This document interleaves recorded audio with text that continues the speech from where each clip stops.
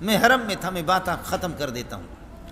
آپ بخدا آپ کو بتاؤں کہ ہم اعتکاف میں کئی سال پہلے کی بات ہے، ادھر ایک نوجوان تھا، لوگ اس سے گفتگو کرتے تھے. وہ نوجوان کیا تھا، اس کی آنکھیں کیا تھی، اس کی پیشانی کیا تھی، اس کے ہونٹ کیا تھے، اس کے دانت کیا تھے، اس کی فصاحت و بلاغت کیا تھی، بخدا میرے قرب و جوار کے لوگ اس کو دیکھتے تھے.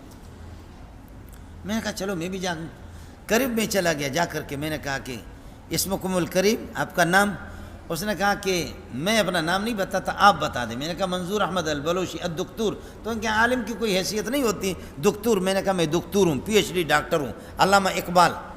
کہ اچھا، تو کہنے لگے کہ جی آپ دکتور ہیں. میں نے کہا دکتور کہاں کہ؟ میں نے کہا کہ پاکستان کا ہوں، بلوچی ہوں. سبحان اللہ. پھر پاکستان کے حالات اس نے پوچھے، پاکستان والوں سے خوش بھی ہو گئے کہ ماشاءاللہ پاکستان، بنگلہ دیش، ہندوستان والے جس سے دین کے کام کرتے ہیں، اتنا ہم لوگ عرب لوگ بھی نہیں کرتے. تو میں نے پوچھا کہ آپ کون ہیں؟ کہنے لگے میں بتا بھی نہیں سکتا. میں نے کہا آپ بتائیں اپنا نام. کہنے لگے کہ حل سمیت جریر بن عبداللہ، آپ جریر بن عبداللہ کا نام سنا ہے؟ میں نے کہا ہاں جی، ہم تو پڑھتے پڑھاتے لوگ ہیں. جریر بن عبداللہ البجلی، وہ صحابی رسول یوسف ہادی الامہ، وہ اتنے خوبصورت تھے. ہنسنے لگے، کہنے لگے میں انہی کی اولاد میں سے.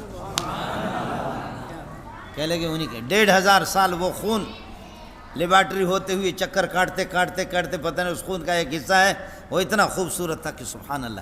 پھر مجھ سے پوچھنے لگے کہ بجلی اس کو کیوں کہتے؟ تو میرا امتحان ختم ہو، میرا علم ختم ہو گیا. میں نے کہا یار یہ تو مجھے معلوم نہیں ہے. کہنے لگے کہ بجیلہ جو ہے نا، یہ ہمارا علاقہ ہے، قوم ہے، اور وہ زمینیں بھی حضرت اقدس کے میرے پاس ہیں. لیکن وہ اعتکاف میں تھے. فرمانے لگے کہ میں اعتکاف سے جیسے فارغ ہوتا ہوں تو پھر یہ ہے کہ میں آپ کو یہ ہے کہ یہ دکھا دوں گا.